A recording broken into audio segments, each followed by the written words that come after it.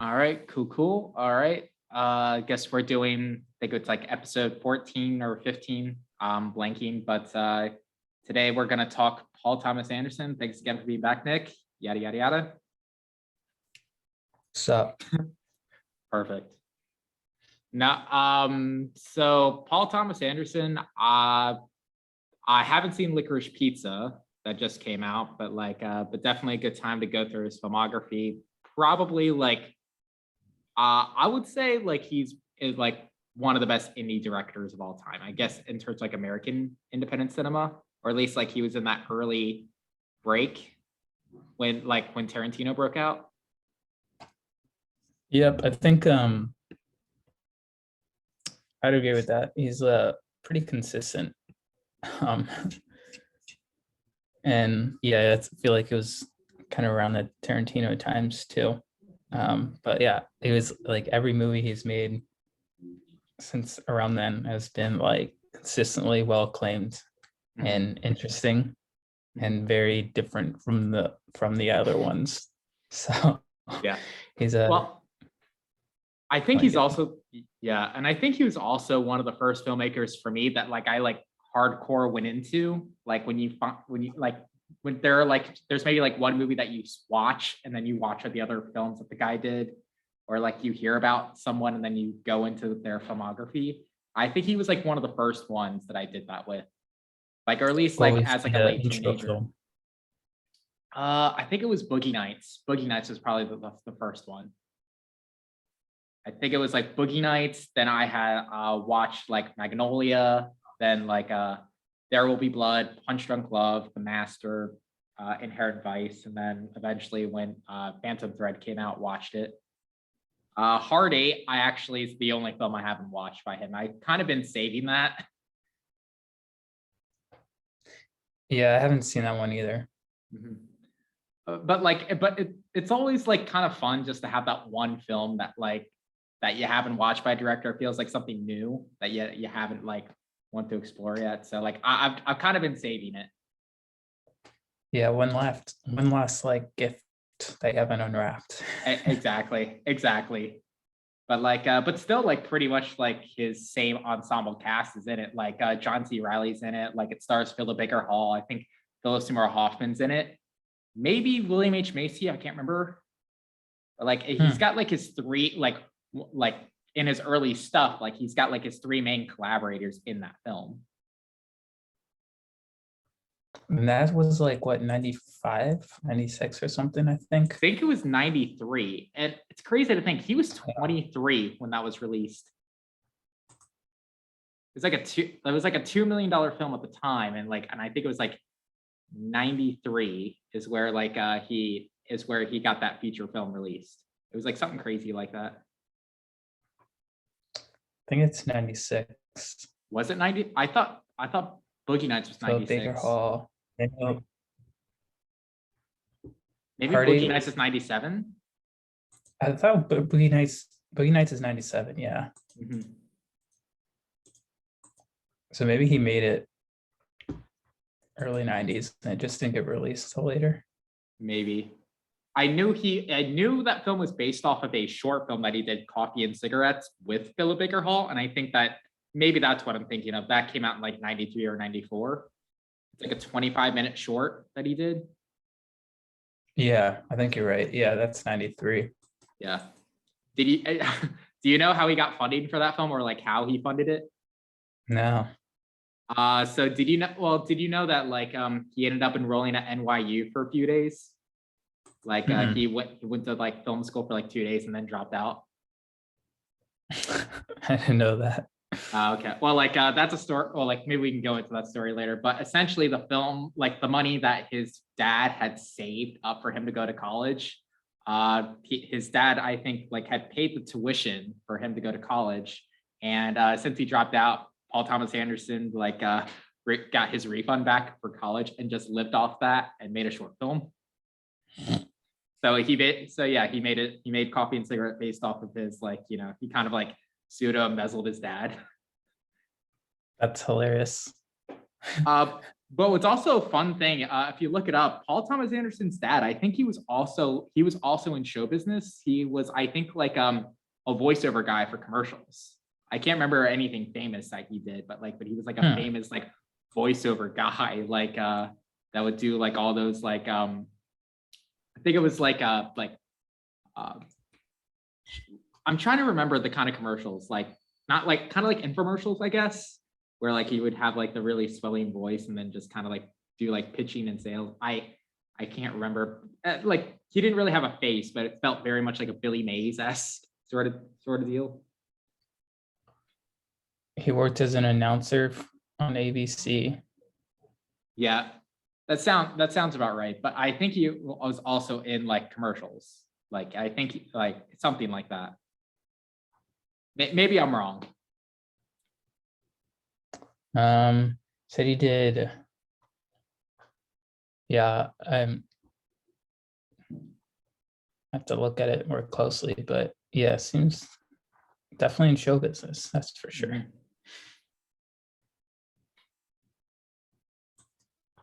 Now I'm wondering, like, were you ever into like Paul Thomas Anderson, or do you feel like you kind of like you are always kind of like he's good, but like I'll just watch him when I can? Yeah, the latter. I've never been like a, I've never been a, like a, like a, I don't know, like a crazy obsessed with him like I am with like some other directors. Yeah, And there wasn't like a movie that like introduced me to the rest of his filmography too. I can't even remember the first one I watched. It was either There Will Be Blood or Punch Drunk Love. mhm. I feel like a lot of people like watch Punch Drunk Love without knowing it's him, and then it's like kind of like up to them whether they want to continue watching him or just like not. That's fair. Like, and honestly, I will say Punch Drunk Love, like it's kind of like Paul Thomas Anderson took a step back, like not in terms of quality, but like in terms of like his kind of like normal style when it came to films. Yeah, I've well, like he also mentioned that I think it's in his con interview for Punch Drunk Love is that he aimed for that movie to kind of be the art house Adam Sandler movie. And like, and if you look at it, it makes sense. Like it follows like the formula that you see in like other Adam Sandler movies, like Billy Madison, Happy Gilmore, The Water Boy, like The Wedding Singer. It kind of follows that same sort of formula, like almost to a T, but just it's done in a very like I feel like Paul Thomas Anderson gets a pass because like there's like emotional depth with the character and like he's a super talented filmmaker, like a master auteur. yeah. Like people, everyone I talked to, like who's seen that movie, just like, yeah, they like it, but they kind of don't know why. Well, yeah, well, like I look at it and it feels like his most digestible movie, and it is kind of like it is like a fun movie to watch. Like I can punch drunk love, and actually have like a fun time. I can't really always do that with say like Boogie Nights, Magnolia, There Will Be Blood. It feels like emotionally draining. I feel like with Punch Drunk Love, it's more satisfying. Yeah, well, another one of those movies which I watched kind of recently is Inherent Vice. Like that's another one that's kind of like, yeah, it's fun. It kind of reminded me, kind of reminds you of Boogie Nights a bit, but it's like a little bit more palatable and Yeah. it's funny too. I didn't Mhm. expect it to be funny, but Yeah, I've only seen Punch Drunk Love once, and that's when it came out. I think it was what 2014 or something like that. 2014, 2015. Punch Drunk Love. Oh no, not Punch Drunk Love. Sorry, Inherent Vice. Sorry, Inherent Yeah, Vice. Inherent Vice was 2014. Yeah, like it's a really good movie, but I can definitely see that movie turning off a lot of people. But it's because of its source material. It's not necessarily Yeah. because of Paul Thomas Anderson. Like he knew exactly what he was doing, and for what he was going for, I thought he was spot on. It's just like I don't know if you ever saw like The Big Sleep or you've ever read any Raymond Chandler novels, like in terms Mm. of detective stories. If you ever check out The Big Sleep, it's a great movie. It's a detective story, but you basically are there for the ride, but you don't know like what's going on exactly. You're just there with the characters, but you can't really follow the plot. Oh yeah, Yeah. that's pretty much how it went. You That- kind of you watch it, you don't know what's going on. Yeah. You're there along for the ride. And Yeah, you enjoy exactly. it. Yeah, that's basically the thing. Like, I think like a lot of people go out of that movie confused, but that's kind of the idea. Like, that's the point of like that sort of film. It's a detective story that's sort of convoluted, but like you're there with like eccentric characters. It's very much, and that was kind of like that was kind of more of a Coen Brothers direction with The Big Lebowski, inspired by like these sort of convoluted detective stories like Raymond Chandler that was used in Big Lebowski. Inherent Vice was essentially kind of like that as well. But of course, just more of like a 70s period piece. Yeah. I mean, it was definitely fun. You kind of watch it for the actors. Like each one has their own like kind of moment in it. And you just like, you eat it up basically when they're on screen. Sometimes I forget how star-studded that movie actually is. I mean, like Joaquin Phoenix, of course, the lead, but you have like Josh Brolin, Reese Witherspoon, Owen Wilson. I think Michael K. Williams was in there too. Who else was in there? Martin Short. Yeah. It's just like he was I probably didn't the know best. that one. He was definitely the best character in that film. Like if it's not Joaquin Phoenix, it's Martin Short. Yeah, and Benicio del Toro. Oh, Benicio del Toro, Maya Rudolph, his wife. Yeah. Yeah, I mean, I think I liked Josh Brolin in that, but yeah, go ahead. Yeah, no, I was gonna say, I think David Accord worked on that film. I think he worked on that, The Master and Phantom Thread. Did you know that? I didn't. That's actually pretty cool. Yeah, if you look it up, and like I feel weird. I had a question for him years after the fact, after we did our Q&A with him, and I wanted to ask him if like I had heard something about like Andrew Stanton, the director of Finding Nemo. He was friends with the sound designer for the guy that did Punch Drunk Love, and Paul Thomas Anderson gave him a weird direction to look for sounds that kind of felt otherworldly. I was curious if Paul ever gave that sort of direction towards him, would be my question. Like, did he ever give you like any weird notes of how to find like interesting sounds? And I would probably look into something like Inherent Vice. I feel like Phantom Thread, if that's a fairly grounded film and the sounds are very exaggerated in terms of that sort of sound design. But I was just curious if that was ever maybe like a key point that maybe went down like the rabbit hole of like trying to find like creative sounds in like say The Master or Inherent Vice. Yeah, that would have been interesting. Yeah. If we ever cross paths, I feel uncomfortable talking like ever messaging him. I mean, like, because it feels like fanboyish. I'm just like, okay, I'm not gonna do that. It feels creepy. So yeah, like you're intruding or something. Yeah, exactly. No, I'm like, yeah, no. We're from the same area now. Like, can't do it. Yeah, it's like it's not enough. Not enough of an excuse. Yeah. I feel like maybe we should start going into maybe bit by bit of his movies. Which one do you think you're most familiar with, or like that's fresh in your head? Well, probably Inherent Vice, but I also have seen Phantom. I watched Phantom Thread for the first time kind of recently, and then I did see Licorice Pizza. But Phantom Thread, I guess, was a really good movie. I know that one's like probably top for you, right? It's not. It's not top, but it's maybe top 5 from him. Oh. I think number 1 is no, it's okay. No, it is it is in the top, but like I will say There Will Be Blood is probably the number 1. But like it used to be Boogie Nights for several years, but the older I've gotten, the less I've been interested in revisiting Boogie Nights, but the more I've been invested in revisiting There Will Be Blood. Gotcha. Yeah, I don't think I have a ranking. The thing with Paul Thomas with him, his movies and I are like, is unfortunately, I haven't rewatched any of them. I've only Mhm. seen all of them once. And like for the longest time, like There Will Be Blood and probably Boogie Nights and like The Master are kind of the ones that I've been like really wanting to rewatch. Just Mhm. I've never gone, you know, gone onto it. It's kind of like there's such, yeah, I mean, there's such heavy movies that you kind of like have to mentally prepare yourself.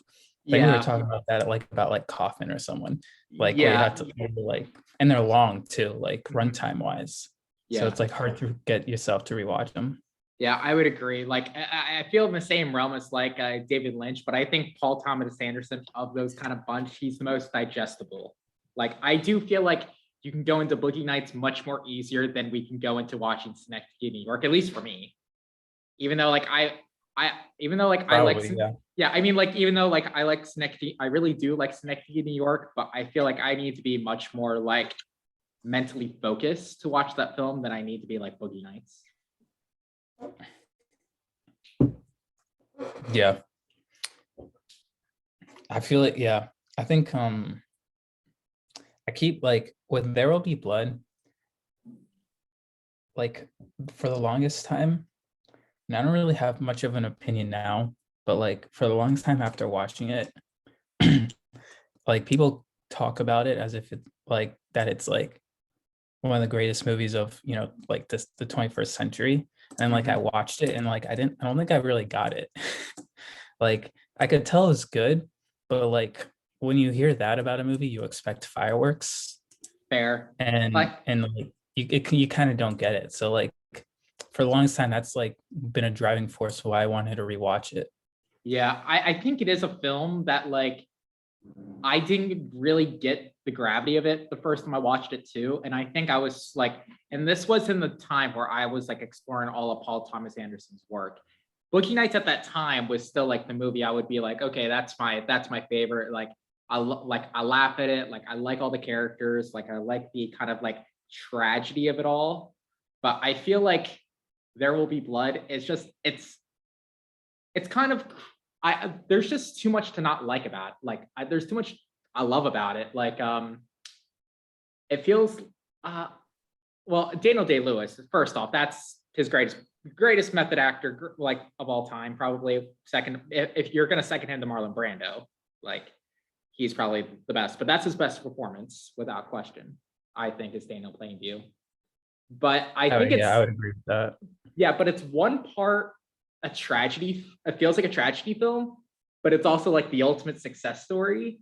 And it's just because of that, it has this irony just underlying it. That like he's like this ruthless, like robber baron tycoon. He like kind of loses everything, but kind of gains everything at the same time. Like, and it's just, but Hmm. I think I also, but like for that film, I really enjoy like the time period it's set in. I think there aren't many films that are kind of set to like the kind of late 19th century that's kind of like Midwestern new territory sort of scenery. There's not really much of that. And and honestly, like not too many like original characters like that for that time period. You're usually doing some sort of like book adaptation. And while technically that's an adaptation, I think it's enough of its own thing from what I understand that like it doesn't really warrant it. Like I don't know if you know it's based off a novel by Upton Sinclair. I don't know if you know who he is. Yeah, I know who he is. I haven't read it though. Yeah, I haven't read it either. I've read a bit of The Jungle, but like I haven't like read Oil. But like but from what I understand, like it's much more of its own thing in comparison to the novel. And Hmm. uh and even thinking back to like 2007, that was a dominating year for cinema because that was also the Oh yeah. same year that like I was just relooking some of the Academy accolades for that year, and and if you look at best cinematography, There Will Be Blood won, and Roger Deakins had got nominated twice in the same category for No Country for Old Man and The Assassination of Jesse James.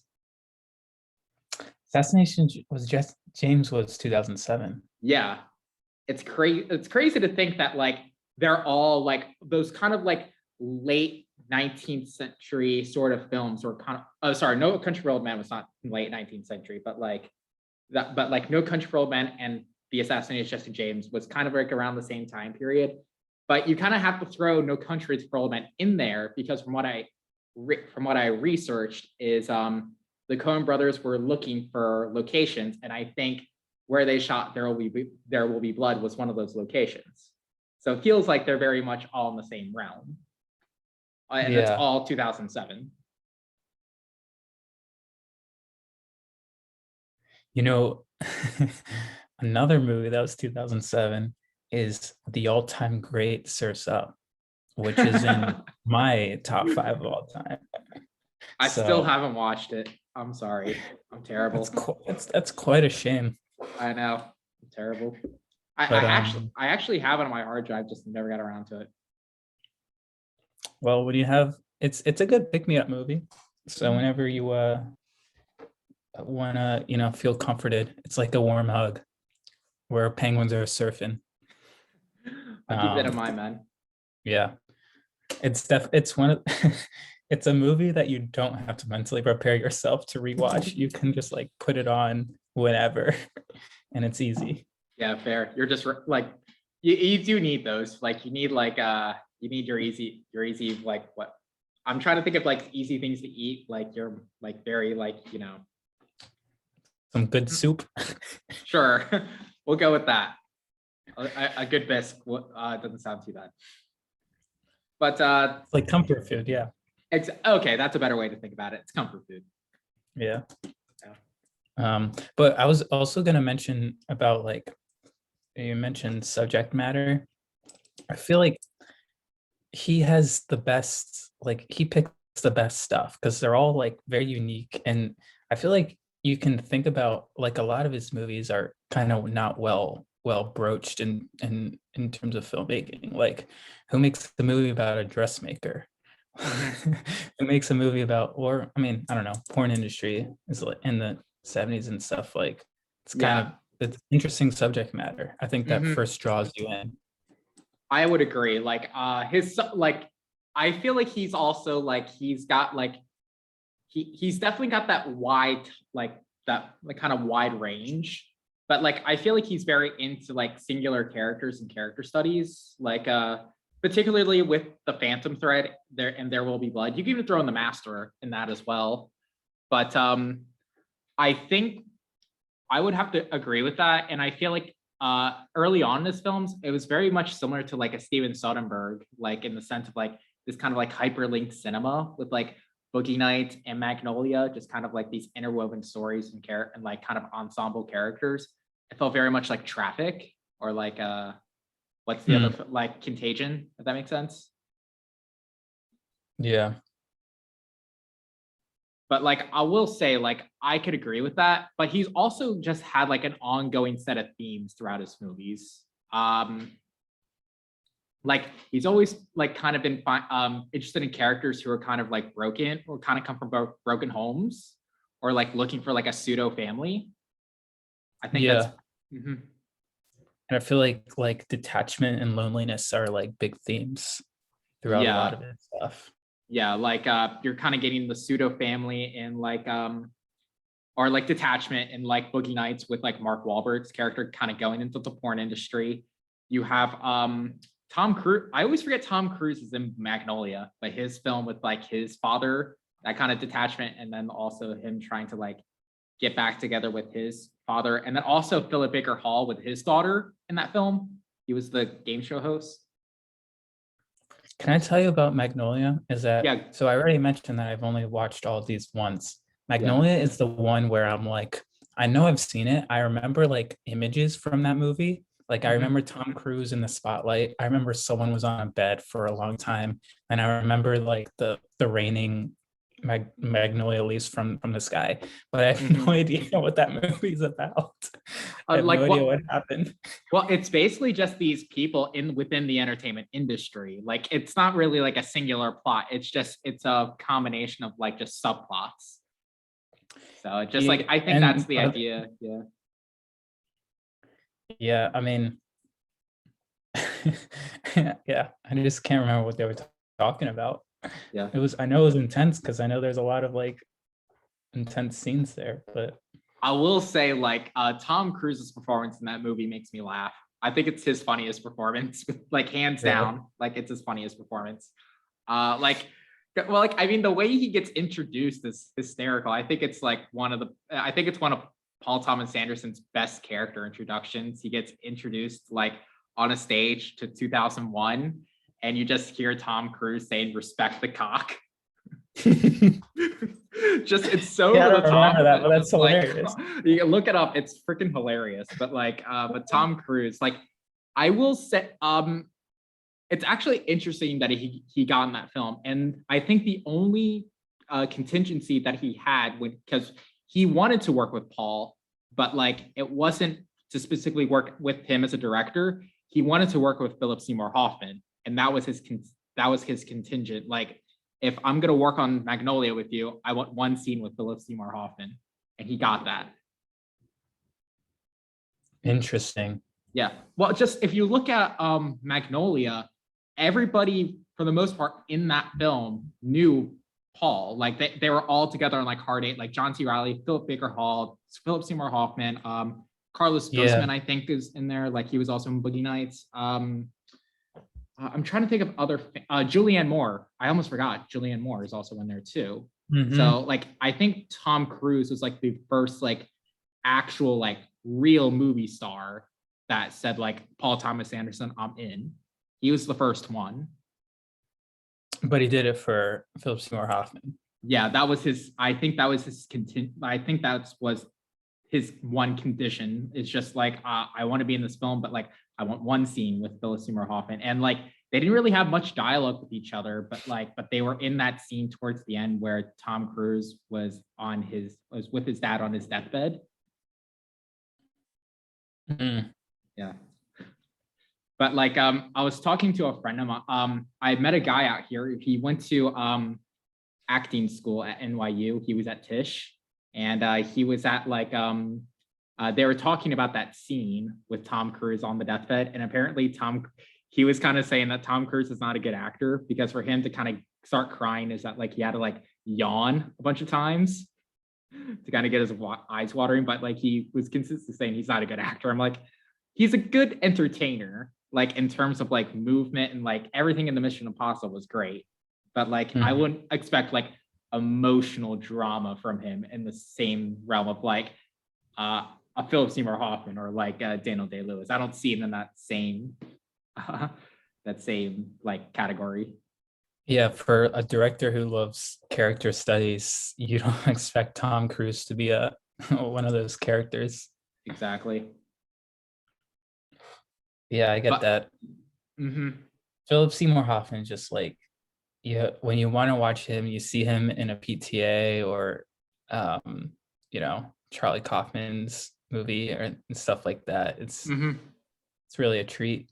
Yeah. Well, like that, well, those are the films that you go back to for Philip Seymour Hoffman. Like because for Philip Seymour Hoffman, he was known for like, yeah, Boogie Nights, Synecdoche, New York.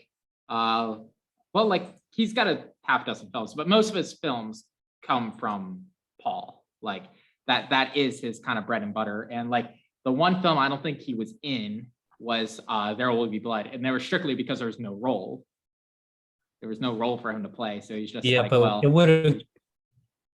would have cool just to seen him in that kind of movie. It really exactly. would have been.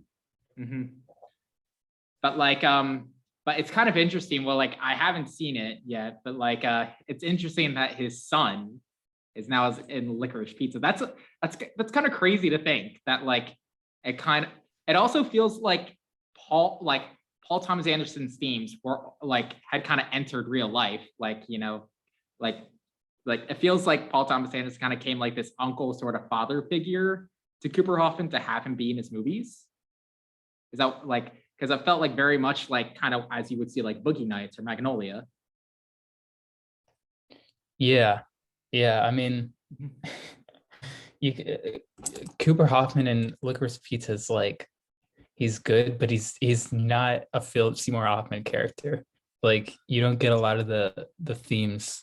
He it's like a, his, I mean, obviously his, his character is different, but like Mhm. I didn't know it like going into Licorice Pizza, but then I looked it up and it kind of made sense because you could kind of, there's a little bit you could kind of tell. Um, but yeah, it's yeah, really cool to see that. Mhm. Well, like I'm also like just I haven't seen it, but like was the character very reminiscent of what you would see other Hoffman characters like? Like, did he have the same sort of No, that's what I mean. eccentricity? Like it No, was like very, it wasn't a Philip Seymour Hoffman role.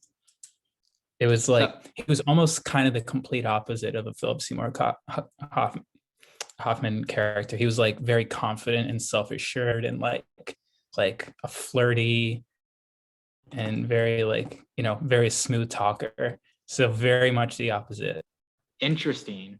All right. I mean, like, I'm definitely giving it a watch regardless at some point. I just want to wait for like a good copy of it before I can watch it. Like, no theaters here show it, so I'll watch it online at some point. Sue me. Yeah, I mean that's, it's not like it's a Dune where you had to see it in theaters. It's Yeah, definitely exactly. an indie. I, I would love to watch it in theaters, but just it's not available out here. So sorry. But Yeah, I was able to see it in theaters and it was fun. Although I was a few minutes late to it, which I was pissed about. I think that's my biggest pet peeve is just like, if I'm not there for the opening, like if I'm not there like 30 seconds before it starts, then I go into a panic mode. Yeah, for that one, I was late for that by like a couple minutes. No, actually, it wasn't even, because after I saw the movie, I immediately went back, or I guess it was a few weeks after I went back and I found it online and I and I tried to watch the beginning and I literally missed like 20 seconds of it. But like when I got in but when I was in the theaters, I didn't know how much I'd missed, and I thought I missed like a lot of information because there's stuff that wasn't clicking. But no, it was just like 20 seconds, and then the stuff that wasn't clicking, that was kind of meant to be, you were supposed to gather things from the rest of the movie. Yeah. But I do want to give another mention of a movie I was late to. So I saw Don't Look Up in theaters, and I was late to that Wow. by like 5 minutes, and it was because my Chipotle was an hour overdue because of COVID times. And so I was so pissed, like waiting in line for that Chipotle. And then I knew the movie was like literally running. And it's just one of those feelings where you're like screaming internally, like, get me out of here. I want to get there. I'm like that all the time. And I showed up, I think, to a movie late once here. And it was like after like I hadn't seen a movie in a year, and then I was already like 5 minutes late to the movie. And it wasn't like a movie I wanted to see, but I'm anal like that too. Like if I'm not there like during the previews, like I get fucking paranoid. Like I kind of get like, that kind of sunken feeling. I'm like, get me the fuck there. Yeah, I like how we're both very anal about watching movies, especially ones that we like want to see. Like, Yeah. like if I watch a movie, like if I'm watching a movie not in theaters, like there's definitely things like I can't pause it. Like I have to watch it the full time to make sure the pacing is right. I can't be distracted by other people and stuff. Mhm. So like Yeah. I feel like we both have that kind of. Yeah. Well, and like, well, I think we're there to really watch the movie. We're not there for like the popcorn or like sweets. And like, yeah, we like watching with an audience, but like we're there for the movie. Like, especially when it comes to theaters, like we're there, like we're here to watch it. And Yeah. and I will just say, like, I can be like particularly very anal when it comes to watching a particular movie a certain way. Like, I watched No Way Home. We're kind of going off on a tangent for a sec. I watched No Way Home recently, and Hmm. I've seen it twice. One I saw in 3D, which is okay. Like it's a good movie, but like watched in 3D. The other way that I had watched it was in this version called, like, I think it was called XD or something like that.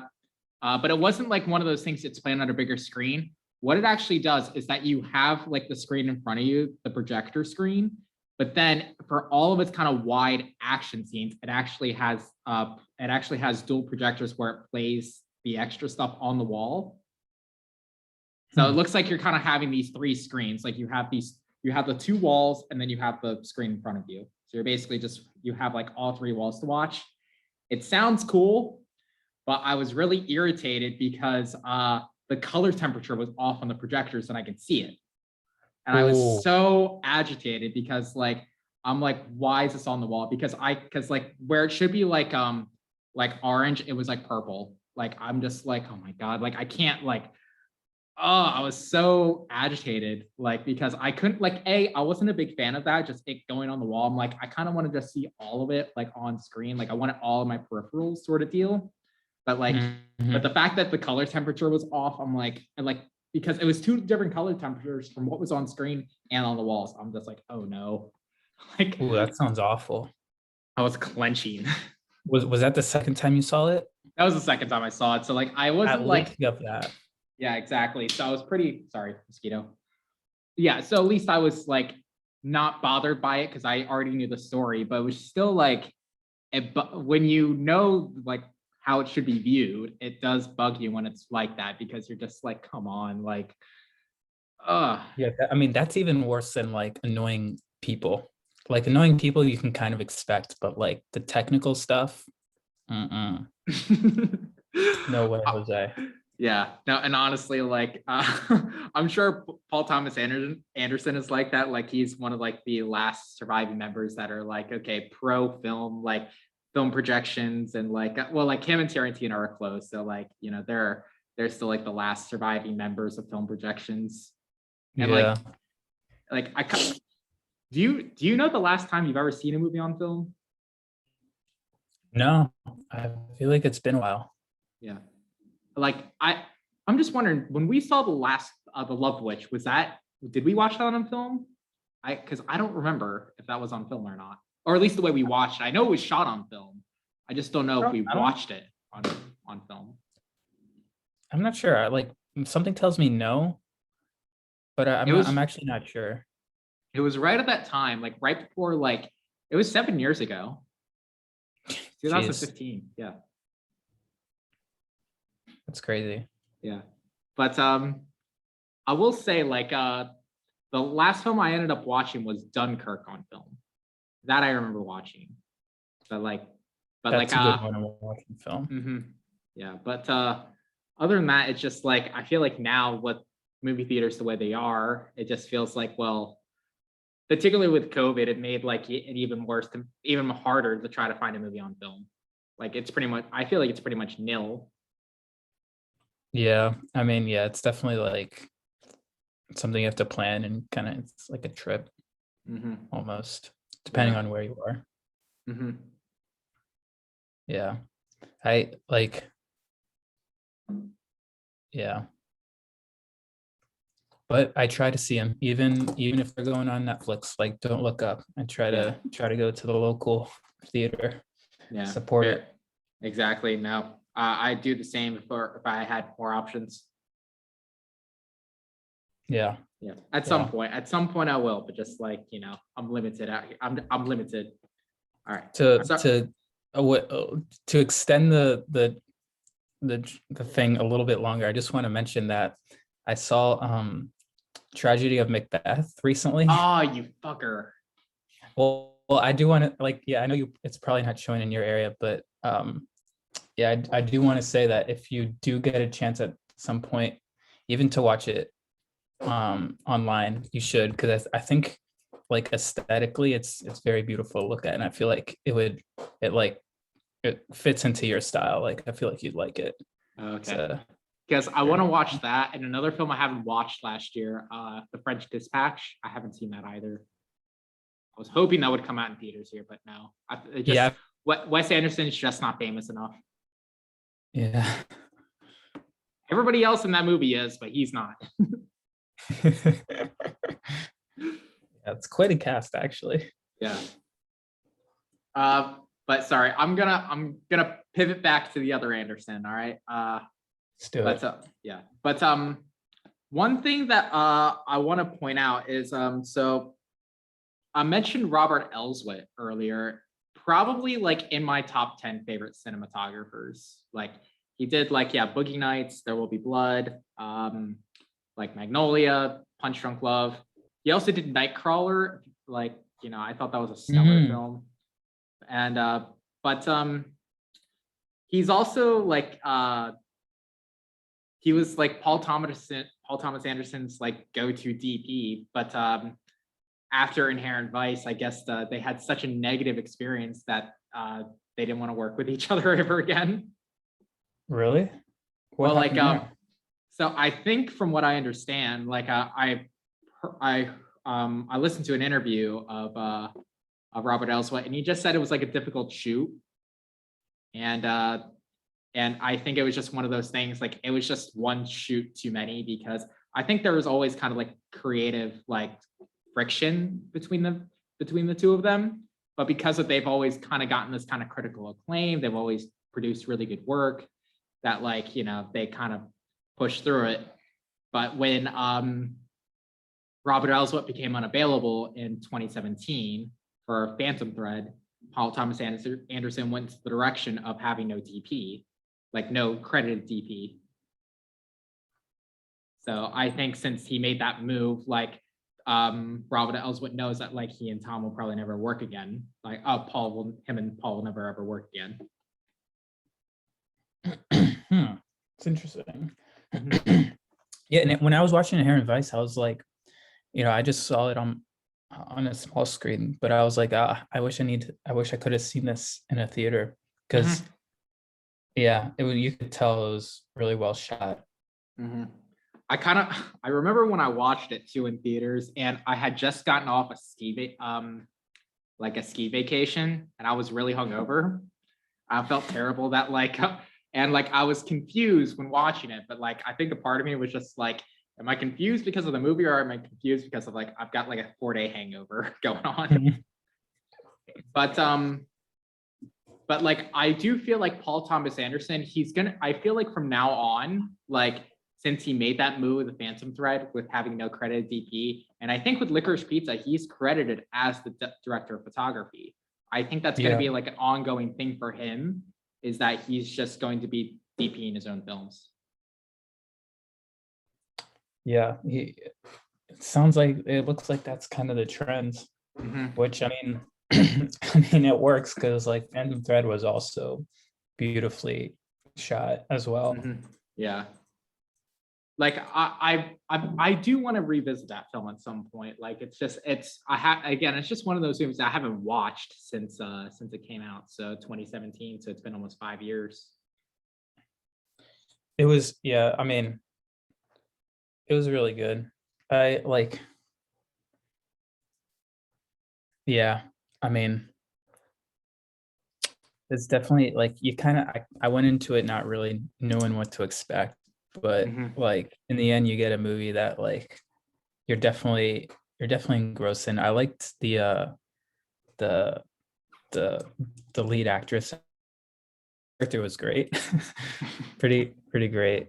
And yeah, they're just like, yeah, you get some scenes there that are like pretty cool, but I feel like like with his stuff, like he's kind of become a little bit more like understated in the past few years. And I mean, just like with Boogie Nights and There Will Be Blood, it was like there's a lot of like pizzazz to his filmmaking, like with the, you know, the long takes and stuff, and just like big set pieces. But with like Phantom Thread, and especially Licorice Pizza, when you see it, it's like they're definitely like a little bit more subdued and muted, and like more, yeah, really a focus on like the characters, and you can tell they're a little bit more introspective.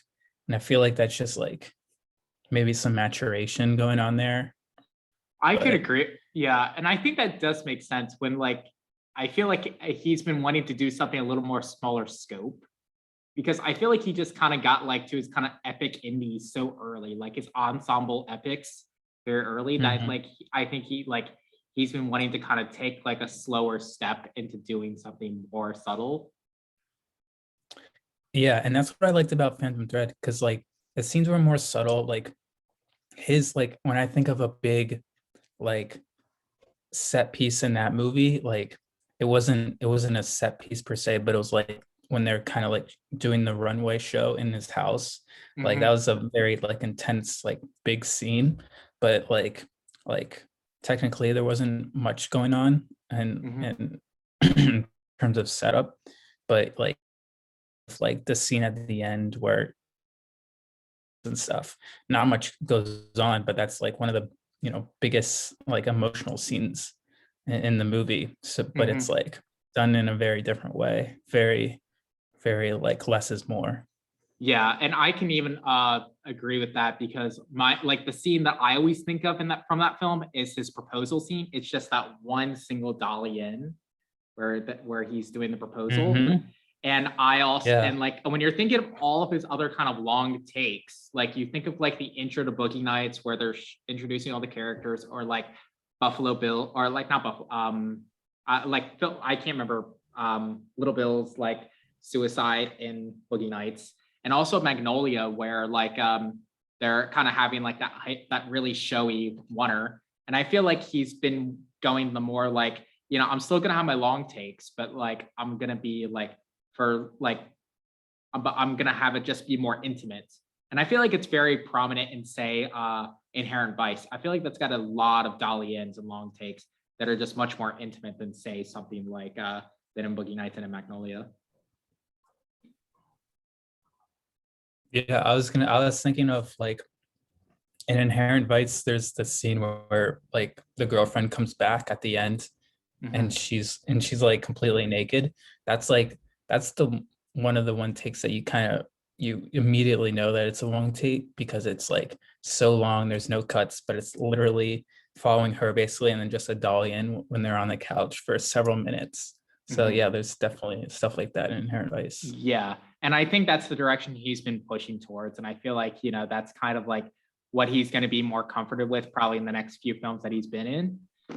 And honestly, I'm kind of like, I like the direction that he's going in. Like, I like that he's kind of doing these kind of like very smaller scope indies, but they're super well acted, super well casted, like interesting subject matter, funny, dramatic, like so I'm always fascinated with whatever he comes out with. Yeah, and like even that the smaller scope stuff, like you can take just as much from it as you can with the bigger scale things. Like Mm-hmm. they're still so like rich and very like yeah, a lot to learn from. There's a lot of talent packed into it. Mm-hmm. What am I haven't seen The Master in a long time, but I've been wanting to go back to it purely because of like its Scientology undertones. Like I don't like because like from what I've read, like it's like Philip Seymour Hoffman's character is still on the nose with L. Ron Hubbard. Like, and I'm like, I've always had a fascination with Scientology. Like, I've never would Yeah. never join it, but there's always like this kind of like morbid fascination that I have with it. Was I wonder if that guy kind of came into Philip Seymour Hoffman's research a bit, probably a little bit. Well, like, like it's known as the cause in in the film, but like it's pretty much like, but I think it's directly targeted towards Scientology, like because I think Jesse Plemons is also in that film, right? In The Master, Yeah, he was Philip Seymour Hoffman's son. yeah, Um, well, like that relationship with L. Ron Hubbard and his son, like they had a same sort of relationship. They like uh he kind of said his dad was kind of like a not I don't want to say like kind of like a con artist. hmm. And then like that's essentially how Jesse Plemons treated like Philip Seymour Hoffman. He was kind of like this kind of con artist. And then L. Ron Hubbard is known to be like ill-tempered, which is very much like how Hoffman was in that as that character. He would do like these really weird like psychotherapy practices, which is common in like from what has been told about Scientology. That's been a common thing. But I've always been kind of interested if him and Paul Thomas Anderson ever had a conversation about it with Tom Cruise. Like I doubt it, but like I'm just wondering how that is. I'm curious because they're Yeah. probably I mean like they're probably friends for like 10 years after Magnolia, but like I'm just wondering how they ever brought that up. Like Oh, probably. And the dark hours of the night for sure. They probably talk about it. Yeah. I mean, here's the thing. I respect Tom Cruise as a performer, but that guy's a weirdo. Well, Yeah. I'll still watch Mission Impossible, but he's a weirdo. Yep. I agree with you there. Yeah. It's interesting. It definitely does seem like the parallel in the master is like, yeah, it's definitely spot on. Probably that's the point of it. Mhm. But yeah, that's another. Yep, that's one of the three that I want to revisit Mhm. because you just, yeah. Yeah, but like I will check it out again at some point. But Licorice Pizza's like got to be the top on the list to go. But I feel like this is kind of switched over from a PTA talk to a bit of a Philip Seymour Hoffman talk a bit. And I do want to, Really?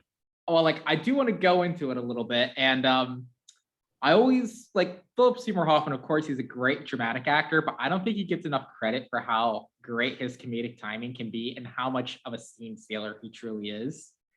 And the film that I actually think that showcases his best comedic talent is Along Came Polly. You ever see that Oh, I movie? haven't seen that. Oh, like it's kind of like your cliche sort of like mid 2000s rom-com, but Philip Seymour Hoffman in that movie is an absolute scene stealer. It can be a very forgettable film. Like, I mean, it's like a Ben Stiller rom-com. It's very much in the same tone as like Meet the Parents, but like it's so well, but like but Wait a Philip Seymour second. Hoffman makes it so fun to watch. Huh. I just checked my letterbox and I have it logged. So it You looks haven't like I logged. have seen it. Like Okay. I huh. No, but that's like the film I think to watch Philip Seymour Hoffman for his comedic chops. He starred in other sort of comedy-esque roles like Boogie Nights and Happiness, sort of a comedy. But but I will say like as like a straight up comedy that like is what that would be a cliche role, that film like he just like does it to the absolute perfect degree, and it's so fun to watch. Complete scene stealer of a character, and it could have Hmm. been a very cliche role. Yeah, I feel like he does that in the Big Lebowski a bit too. Mhm. Yeah, well, like he's only in it for what, 2 minutes, 3 minutes. Mm-hmm. Mhm. But you know he's in it. Yeah, exactly. Like this is I'm trying to remember all of his lines. Like he's just like, this is our concern, dude. I think that's one of his lines. This is our concern, dude. Yeah. I'll have to, yeah, I need to like I think I need to watch the trailer for Along Came Polly to like to trigger the memories, but Yeah. It's just like it's just like if I ever recommend it, like honestly, that is probably like what would be like top 10 movies I would recommend to watch Philip Seymour Hoffman in. I mean, like, of course, I would recommend Boogie Nights. I would recommend like The Master, um, and Capote, Before the Devil Knows You're Dead, Synecdoche, New York. But like Along Came Polly is just like it feels like a curveball. But if you want to see a great actor take what would be a cliched role and make it its own and be in scene steal scene like everything that movie, it's fucking on. Like that's yeah. the movie to check out. Yeah, you've also so you've put on my watch list. I still haven't seen Happiness or Doubt. That's another one that I know Doubt, Doubt's like a Doubt, I intense almost movie, forgot. I also think but of Bear. I also think of Barry whenever they mentioned Doubt. like the Jack The, Black movie. Wait, oh no with no, that's Bernie. Barry, the Bill Barry, Hader. okay. Yeah. Okay. Oh, the HBO one. Yeah, gotcha. No, Is wait, conversation for is another Barry day. like Doubt? No. They had mentioned trying to do a scene in Doubt, but like Bill Hader didn't know it was so dark. Oh, Yeah. Well, Good I do movie. want to watch. Yeah, I do want to watch Capote too, Good movie. particularly because I'm actually reading the book right now in cold blood. Oh, So I'm like, all interesting. right, I guess I Oh, okay, gotta watch gotcha. the Yeah, movie. yeah. Like, there's also the movie in Cold Blood as well. So, like, yeah, you got to watch, yeah, like Capote in Cold Blood. And if you're if you're feeling Capote-esque, you can also watch Breakfast at Tiffany's. Yeah, Mm-hmm. yeah. So Uh, I think in terms, I think I still have a lot of gifts under the Christmas tree to unwrap with Philip Seymour Hoffman because I mm-hmm. still got those three. I think like the the funny thing is like the first movie where that I saw of his was actually called was like A Most Wanted Man, which is just like this like kind of lowbrow spy thriller a little bit, and he Mm-hmm. definitely plays. It's not like a typical Philip Seymour Hoffman role. Like it's Mm-hmm. very I don't know, more yeah. It's he does. I don't think he like puts his like customary like touch on it as much as he did in other roles. Mm-hmm. But I think that was the first one I saw of his. Mm-hmm. I Geez, think there's a that's, lot here. yeah. There's also Mission Impossible 3 if you're ever feeling up to it. Just a little Magnolia reunion there. Mhm.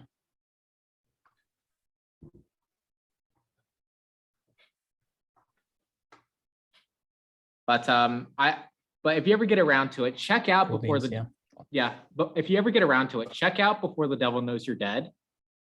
It's probably one of uh Philip Seymour Hoffman's best performances. It's with Ethan Hawke, isn't it? And it's directed by Sidney Lumet. Hmm. Yeah, let's check that out. Mm-hmm. All right.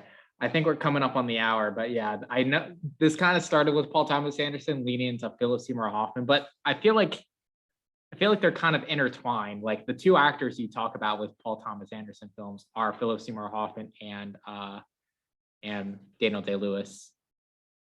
Yeah. Mm-hmm. Yeah, I feel like there's a whole conversation about like getting the best out of your actors, which Mm-hmm. Paul Thomas Anderson does, Mm-hmm. especially with those two. Mm-hmm. Well, I think that I feel like Paul Thomas Anderson, he's also like he what I think I appreciate the most about him is just like he's an untrained director. Like he's self-taught, and I feel like that's kind of what made him that's kind of given him his voice, and I feel like that's kind of what makes him like a little attractive to work with. I think at least in the early part of his career. Yeah. Mm-hmm. Yeah, for sure. Definitely like you kind of you feel like you're like you're digging for gold with them. Like you're out on the frontier, like just trying to you know discover something new and fresh and it's like yeah, you feel like you're in it together basically with Mm-hmm. him. Exactly. Yeah. Hopefully, but yeah, I'll check out Licorice Pizza at some point. But probably said that about 6 times already. But I'm just wondering, like, what would you rate it as, like, or like give it a score? How would it work with you? Um, well, I can actually answer that. What did I give it? I think I gave it, hold on one second.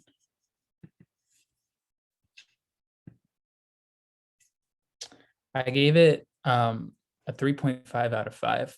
And my PTA ratings are always either 3.5 or 4. I've never given a 4.5 just because like there's other directors that I think I like their movies more. Um, but yeah, I think Licorice Pizza for me, like, yeah, is definitely it was understated like other ones were, but I think it lacked some of like some like I don't know. With like Phantom Thread, you have scenes that like kind of seal it for you in terms of like, wow, this is pretty cool. And I feel like it lacked that for me, but still, I mean, still a great movie, enjoyable. It's like it's childhood in 70s LA. So like you can there's a lot of fun to be had with that. I'm just wondering, is there any movies you can compare it with? Like, does it like, is it like reminiscent of like other coming of age movies? It kind of reminded me more of like Once Upon a Time in Hollywood, just like a lot of Really? like driving around like Hollywood during like and just like there's a lot you can just feel the energy in both those movies. Hmm. I haven't thought of in terms of like coming of age movies what it's like, Hmm. but it's definitely it's like the coming of age version of Once Upon a Time in Hollywood. Okay. And it's like it deals a lot with show business. You get some I'm not going to spoil it, but you get some really cool like uh uh sh- I forget, I don't know the name for it, like people coming in and just uh having their own little scene. um Like so there are a lot cameos, of like like or can't like interest cameos. yeah, cameos kind of like that. Like there's a few actors that just that just come in, have their like sequence in the movie, and then just like it's really funny, and then they're kind of out, and then you go on to the next thing. So there's a All lot of right. fun stuff like that. All right. I'll look it up. All right, man. Well, thanks again for coming. Definitely, well, definitely always good catching up with you. Yeah, good catching up with you. All right. Yeah, till the next one. All right. Sounds good, man. Take it easy. All right. Be safe. All right, see you. Have a good All right. week. Thanks. You too. Thanks.